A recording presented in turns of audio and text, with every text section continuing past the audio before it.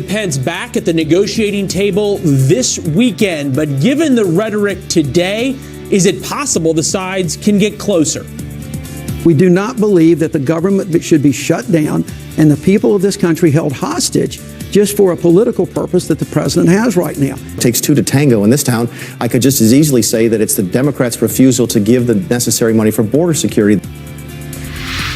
And Senator Elizabeth Warren's Iowa Blitz continues today. She's making headlines as the first major Democrat to barnstorm the state ahead of the 2020 presidential race.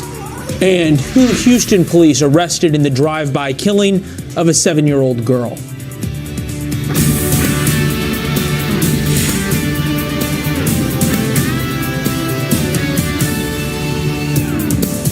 $1 p.m. Eastern, negotiations could get underway just in the next couple of minutes. Welcome to America's News Headquarters from Washington. I'm Leland Vittert. And good afternoon, everyone. I'm Jillian Turner. We are going to go live to the White House now. President Trump is speaking out to reporters on his way to Camp David, saying he may declare a national emergency to get funding for the border wall if talks with the Democrats fail over the next few days. Meanwhile, the government shutdown continues on. Our own Kevin Corke joins us. He's live from the White House with everything that's going down today. Kevin? Jillian, good afternoon. At this hour, the president is actually up at Camp David, huddling with his top advisors. They're actually strategizing their 2019 agenda, but before making his way up there, he did have a chance, as you point out, to speak with reporters, and he said topping his to-do list are a couple of very important things. Number one, solving the shutdown, and number two, building a wall.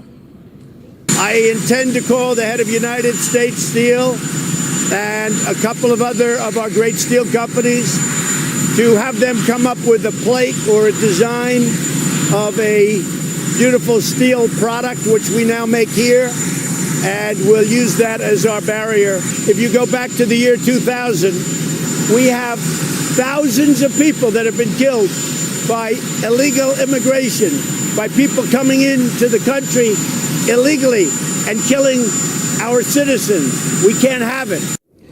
Now, those comments just before his South Lawn departure and after a tweet that showed comments by two prominent Democrats, including his predecessor. Let me take you to the president's favorite social media platform. He wrote this: "We simply cannot allow people to pour into the United States undetected, undocumented, unchecked." The words of Barack Obama from 2005. As you see there, a little typo. "I voted when I was a senator to build a barrier to try to prevent illegal immigrants from coming in." The words of Hillary Clinton in 2015. But Democrats on Capitol Hill don't want to revisit all that. They would prefer instead to focus on the here and now, and that means trying to end the shutdown. The Speaker has awesome powers, but if the President of the United States is against governance and doesn't care whether people's needs are met or that public employees are paid or that we can have a legitimate discussion, then we have a problem, and then we have to take it to the American people. Meanwhile, day 16 of the shutdown, no end in sight. I can tell you, Jillian, just moments ago, I saw some staffers making the move in between the EEOB and the White House. As we get information, a picture and or a readout, I promise to pass along details from that meeting with the Vice President and Democratic congressional staffers looking for an end to the impasse. But for now, back to you. Thanks, Kevin. We'll check in with you in a little while. Leland? Well, that meeting coming up is at the staff level with congressional leadership staff. But for more on how Congress itself is dealing with the partial government shutdown, Ellison Barber here on the other end of Pennsylvania Avenue. Congress, at least the House of Representatives, in recess. A lot of these guys are home. Right. And we have seen, though, some legislative movement on the Hill, but nothing so far that we believe would make it to the president's desk. But this morning, the chairwoman of the House Appropriations Committee, Democratic Representative Nita Lowey, released the text of 4 individual bills to immediately reopen parts of the government. Senate Minority Leader Mitch McConnell has said in the past, when it comes to shutdown legislation, the Senate will not consider something the president won't sign. The legislation passed by the House earlier this week, or this past week, has not moved. But when those votes took place, 5 Republicans did side with House Democrats, voting to fund the Department of Homeland Security on an interim basis without new funding for a wall. Democrats continue to say the shutdown needs to end before anything gets resolved on the border issue. issue. Only a handful of Republicans agree with that, a few in the House, a couple in the Senate. Most say the border is a national security issue, and they want that $5 billion plus right now. What we believe in the Republican side of the House is what's immoral is not to secure our borders, not to protect the people of this nation. What we're saying is open the government. There's agreement, bipartisan agreement on funding the balance of the government. Let's isolate the disagreement, the Department of Homeland Security, and continue talking. I believe the president has an obligation to secure the borders. The impression you get from the president that he would like to not only close government, build a wall, but also abolish Congress. The House is expected to start moving those new bills as early as Wednesday. And that graphic of the 5 Republicans who voted with the Democrats, important. Will Hurd on that list, somebody to watch in these negotiations. Ellison Barber, thank you very much. Jillian? The partial government shutdown is impacting federal workers across the country, and it's now hitting some of the nation's national parks hard. Brian Yennis has that story for us. Brian? Hi, Jillian. Well, as a result of the shutdown, more than 36 national parks are partially closed, including famous parks like Yosemite and Joshua Park. Other parks remain fully open. The problem here is that these parks are allowing visitors, but their staffs are not working because the National Park Service remains unfunded. So now there are reports of human feces, overflowing garbage, illegal off-roading, dirty restrooms happening in parks nationwide, and dozens of government agencies and 9 major departments are not receiving funding during this shutdown entering its 16th day. These departments include agriculture, commerce, justice, homeland security, transportation, the State Department, and more. And according to the government, more than 380,000 federal workers have been furloughed, meaning these employees cannot come into work and will be without pay during the duration of the shutdown. More than 450,000 federal workers are working but without pay. They're considered essential personnel. This includes the FBI agents, DEA, and 88% of the Department of Homeland Security. Now, the bills are starting to pile up for folks, and the fact is some federal employees like Danielle Stewart are applying for unemployment because they simply cannot afford to go without pay any longer.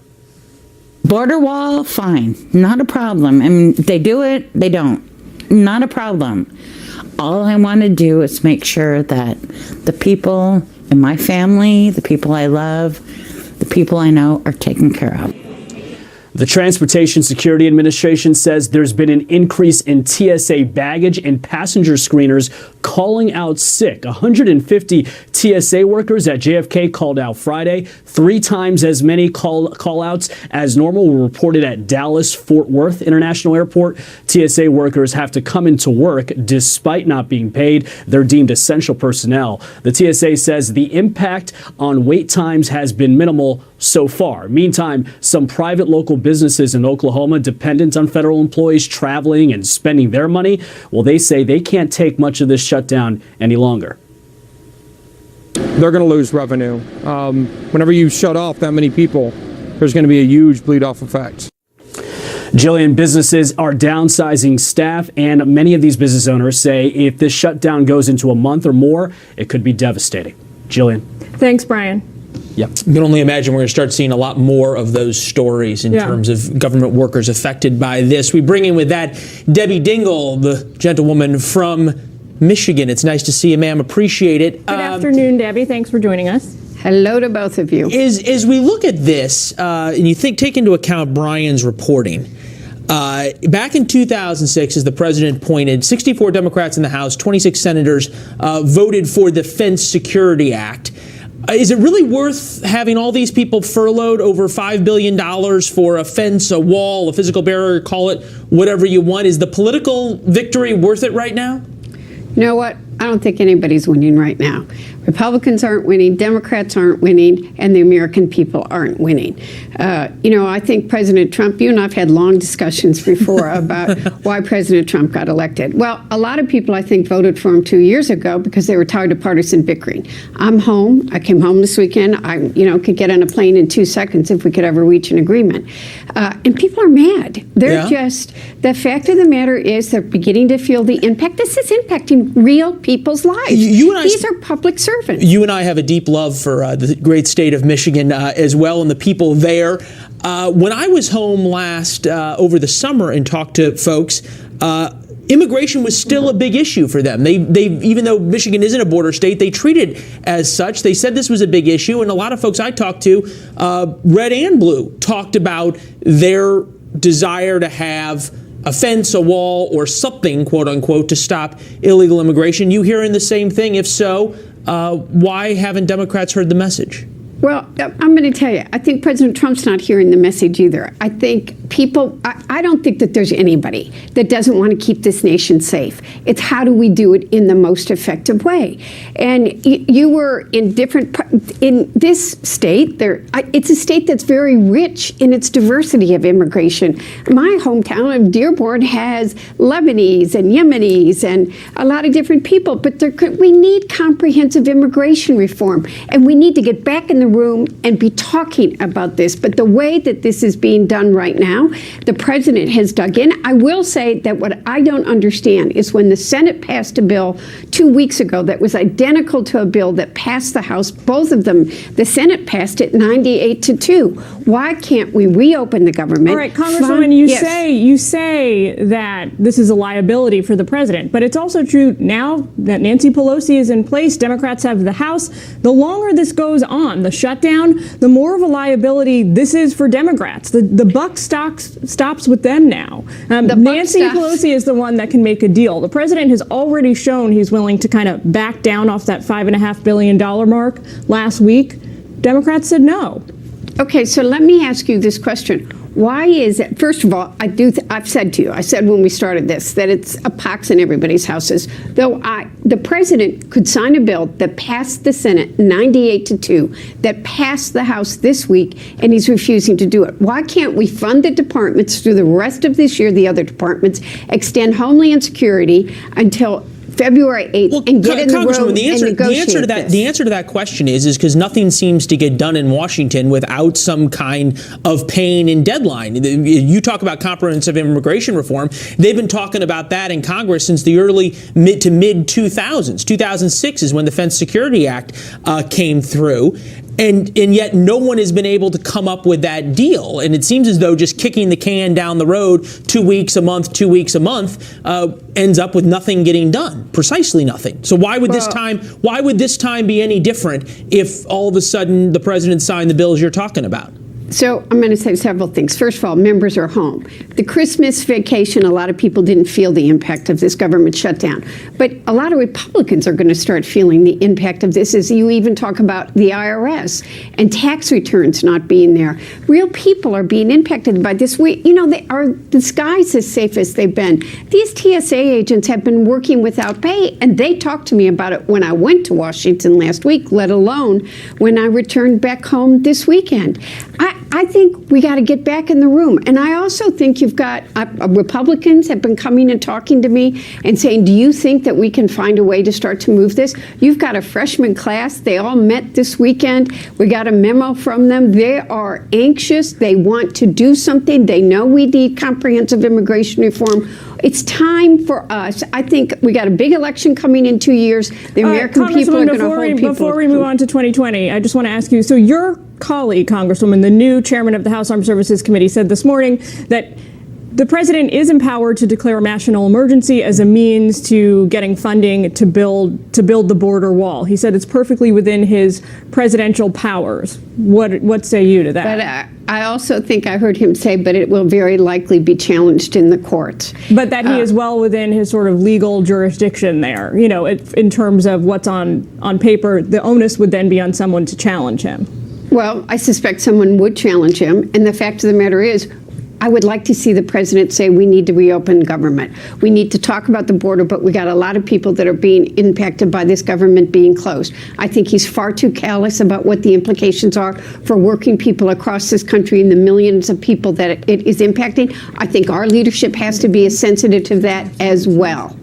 Everybody, we need to reopen the government. That needs to be our number one priority, and then we need to make sure we're keeping this nation safe. Well, Congresswoman, we got to leave it there, but we will check back in with you soon. Thank you and Happy New Year. Thank you to both of you. Happy New Year. Be sure to stick around after our show this afternoon to watch Fox News Sunday. Chris Wallace has an exclusive interview with the White House Press Secretary Sarah Sanders. Oh, yeah. Got a little fun in that interview. That is right. And coming up, mudslides are shutting down one of California's major highways. Could even more rain be on the way? We've got that forecast for you. Plus, freshman Democrats unleashed, how Nancy Pelosi and other Democrats are dealing with their outspoken new caucus members. Our caucus is big and diverse, and people are bringing their passions and reflecting the strong feelings of their constituents. Look, this was at a private event. She can use whatever language she thinks is appropriate. Texas authorities have charged a suspect in the murder of 7-year-old Jasmine Barnes. She was shot and killed while riding with her parents in a vehicle last week. Jeff Paul from our West Coast News Hub with more on this. Boy, Jeff, what a tragic story. Yeah, absolutely is, Leland. And investigators in Houston say they managed to identify the suspect through a tip they received. 20-year-old Eric Black Jr. was arrested and now charged with capital murder in the death of 7-year-old Jasmine. Investigators say Black admitted to taking part in the shooting, identifying him as the driver. Authorities are now looking through more evidence that could lead to other suspects being charged in the case. Now, through their interviews, the Harris County Sheriff's Office believes Jasmine and her family were innocent victims. They went on to say they do not believe they were the intended target and were possibly shot as a result of mistaken identity. Now, prior to the arrest, Jasmine's father spoke to a huge crowd gathered for a rally. First of all, I want to thank everybody for all the love and support y'all been showing my baby girl. Amen. And it just very heartfelt to know everybody wants the same thing I want, justice for my baby. That's right. And I love y'all, man. I thank y'all for everything. Love you, Chris. Initially, officials were looking for a white suspect after receiving reports from eyewitnesses, with some saying the shooting might have been racially motivated. But through a statement, Harris County Sheriff Ed Gonzalez says he's hoping the community can take some comfort in knowing that they've made great progress. He says their work is not finished. We're also expecting an update in the case in less than 2 hours. Leland? All right, we'll stand by for that update. Real quick, Jeff, any idea on a motive yet? None whatsoever. All that investigators are saying right now is that it was possibly a case of mistaken identity. So sad. All right, Jeff Paul, West Coast News Hub. Will monitor for those developments here coming up in a couple of hours. Thanks, Jeff. Mudslides shut down one of California's major roadways yesterday. It closed both sides of the Pacific Coast Highway. Now, more rain could be on the way, with the National Weather Service issuing flash flood warnings in southern parts of LA County and a flood advisory for Orange County.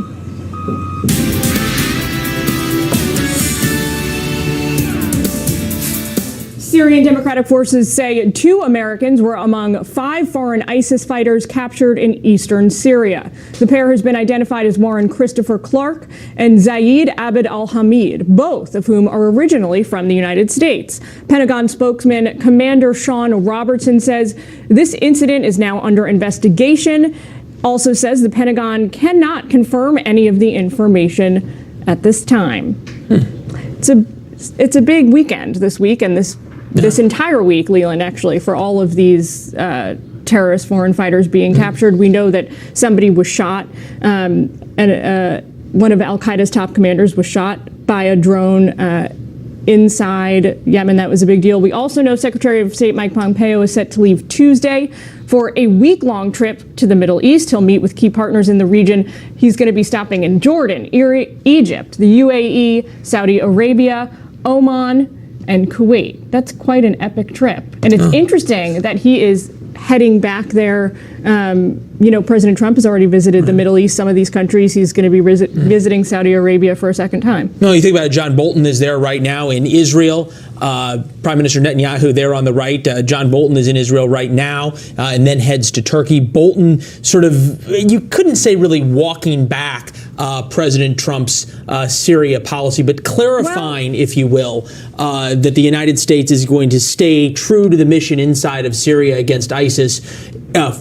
I don't know, for the foreseeable future, but certainly through what they call ISIS's demise, among others. And as Secretary Pompeo travels to the rest of the Middle East, that message that certainly shook the capitals in Jordan, in Riyadh, and in the UAE, and so in Qatar. Is it an apology tour? That's the question for all the foreign policy analysts. Is this an apology tour for pulling out of Syria, for threatening to pull out of Afghanistan? That's what all of our Fox News foreign policy analysts have been questioning behind the scenes here. We had General Keane on yesterday, if you'll remember, and he said that the president has absolutely revisited his decision to withdraw all the U.S. forces from Syria. He didn't say he's reissuing a new decision, far from it, but he said he has revisited that decision, and that is where this idea about putting some benchmarks, some conditions have come into place. So we hear John Bolton today saying, we're not pulling out until ISIS has been 100% decimated. Right. So as you say, it's not a walk back, but it is a modification. A clarification. And we've seen this in the past with President Trump's foreign policy in terms of staking out a very bold claim in the beginning, whether it be by tweet or whether it be by soundbite, and then the policy that is going to enact it comes in behind and clarifies sort of exactly how it's going to work. And domestic policy, actually. You know, he's done the same thing with some of his immigration policies. We've seen this happen. So it seems to be his policymaking style. All right, so we'll go ahead and watch Secretary Pompeo. Obviously, then John Bolton heads to Turkey. He's going to have some tough conversations with the Turks, we hear. So we'll see how that goes. All right, back to domestic policy. A Twitter debate between two members of Congress has taken a turn after people started tweeting about Steve Scalise and his shooting. Alexandria Ocasio-Cortez also tweeting some other things about her dance moves. We'll get into that and how this all affects policy in Washington. And a heroic rescue out of Texas, how a group of officers and then civilians came together to save a man trapped inside that burning vehicle.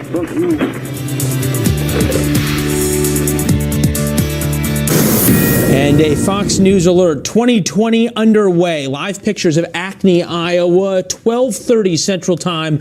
Elizabeth Warren there in that suburb just north of Des Moines, Iowa, meeting with women leaders. This is Warren's fifth event in the state this weekend following her announcement of an exploratory committee. Keep monitoring what she has to say. She's been talking a lot about middle-class finances and saying that Washington's rigged. We'll let you know if she makes any news. And new video in now. This is Vice President Mike Pence as he was departing to meet with congressional staffers. This is the working group that started yesterday. They're picking up negotiations today for day 2 as they look to reach a deal to end this partial government shutdown.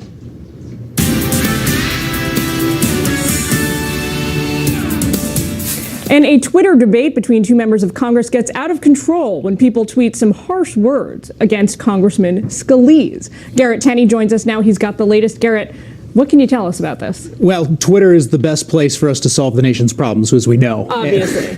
This Twitter debate, though, was about Alexandria Ocasio-Cortez's proposal for a Green New Deal. She describes it as a radical plan to take on climate change and income inequality, in part by eliminating the use of fossil fuels and drastically raising taxes on the wealthiest Americans from the current rate of 37.5% to a marginal rate as high as 70%.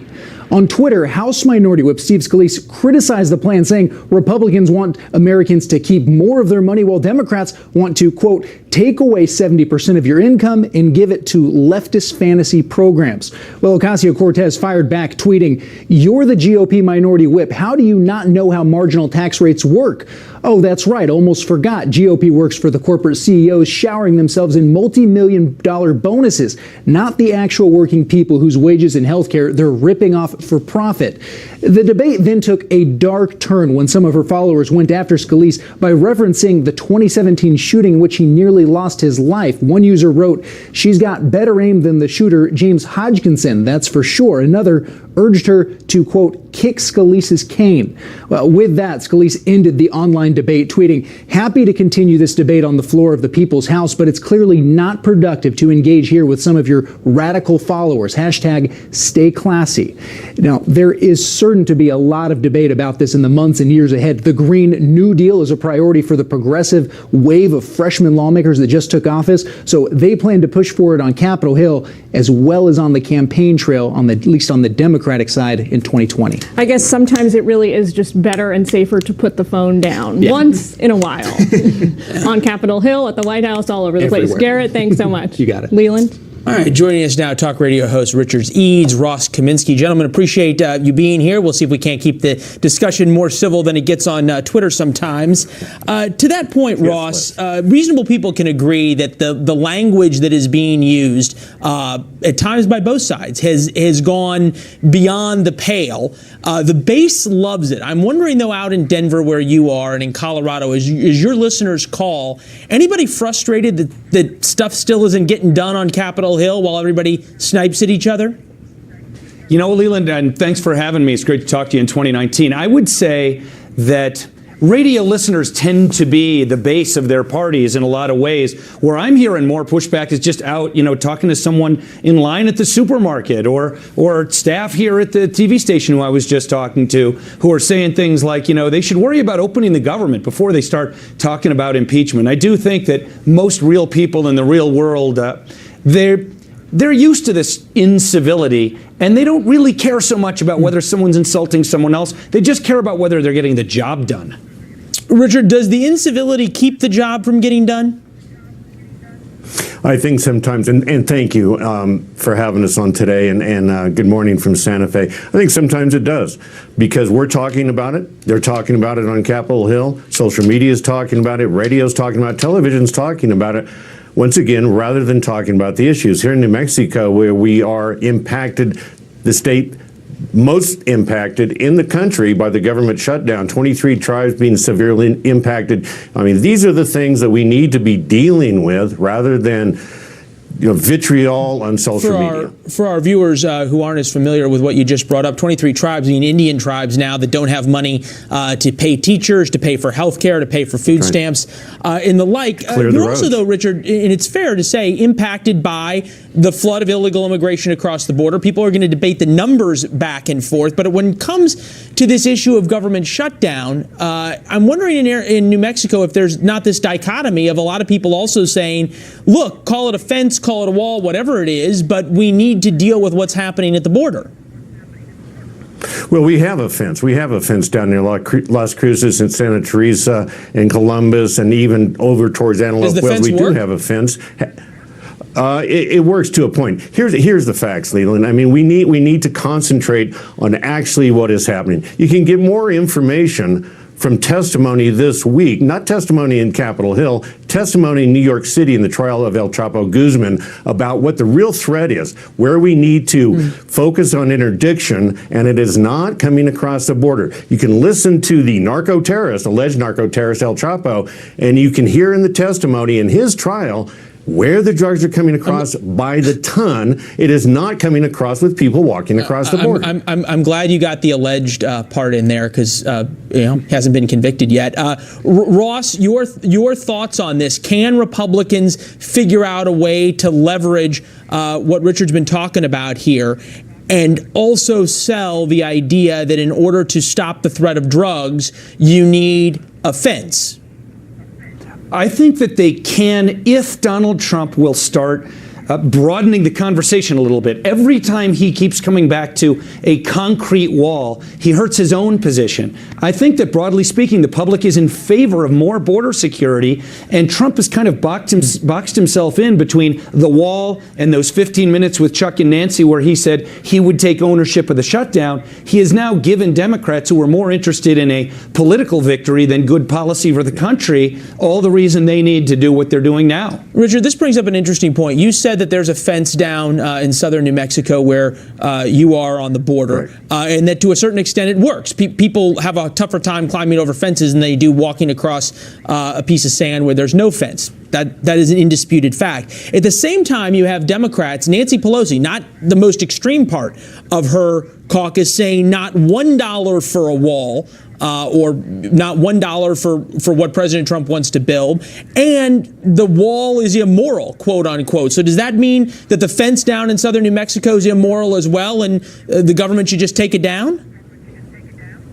No, it does not mean it's immoral. We do need border security. Democrats agree we need border security. What is immoral is what happened to a 7-year-old girl and a 9-year-old boy who came across the border, and 3 years into his administration, 2 years into the administration and 1 year campaigning, the central issue for President Trump has been immigration and the border and the wall. And yet when immigrants come across the border, they're not prepared. It is a sign of incompetency, which I can only compare to 2003 invading Iraq. They're incompetent. Nobody's going to argue that those deaths were tragic. I think it's pretty difficult, though, to equate them to incompetency of an entire administration. Ross, so this brings up an important point that Richard said. It's been 2 years. How much longer do your listeners and does the base give President Trump to not have a wall built, to not have a true stop of illegal immigration across the border? This was his signature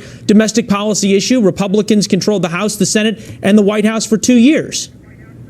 So I think most Trump supporters, including those among my listeners, they think that Trump fights against his own party, fights against the establishment, fights against everyone to get done what he wants to get done. As long as it appears like he's still trying to get it done, they'll give him a break. So it's much more about the fight than it is about the policy.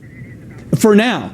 But if he gets to 2020 and there's nothing that he has at least sold to his base as the equivalent of a wall, even if it isn't exactly what they thought they were talking about before, there's no way he's going to win re-election unless maybe the Dems put Hillary up again, which they won't. The president has a unique ability to claim victory despite different facts on the ground than you might say. Richard, to that end, is it better for Democrats to have this as a bully pulpit? Do they enjoy more political gain by fighting against the wall than they do fixing border security or fixing immigration?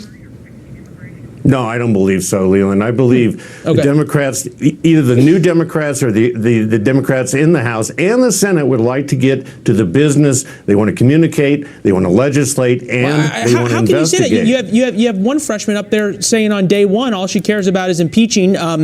She didn't say President Trump. She used some other words that we won't use on family-friendly television. Right. All right. That is one person, and there is a risk in that. All right. There is a risk in that. All right. Richard, Ross, great conversation, gentlemen. Appreciate you keeping it above the discussion that often happens on Twitter. I know it's a challenge. We'll talk to you guys soon. All right. Thanks for having us. Good seeing you both. Jillian? Coming up, A-list actor Kevin Spacey heading to court. We'll talk about the challenges facing his prosecutors in this sexual assault case.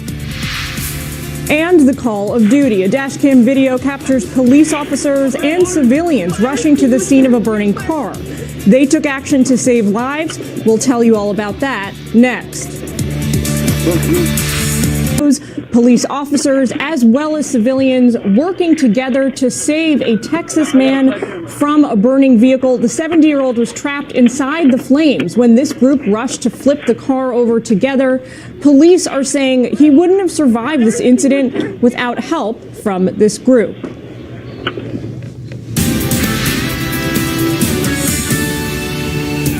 Kevin Spacey due in court tomorrow on sexual assault charges. This after a Massachusetts judge denied the actor's request to skip his upcoming arraignment on a felony charge for allegedly sexually assaulting an 18-year-old man at a Nantucket restaurant back in 2016. A lot of media headed up to Nantucket for the hearing tomorrow. We bring in defense attorney Sharon Lyko for more on this.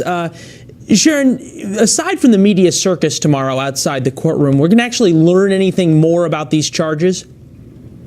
Probably not. The judge may read it out loud or not, and then ask Spacey to plead guilty or not guilty. It's not going to be a long hearing. It's not going to be that big of a deal. The prosecution might ask for bond. They could ask for him to surrender his passport. They could request that he be monitored with a GPS ankle monitor, just up to the prosecution as to how they want to proceed. Anything to read in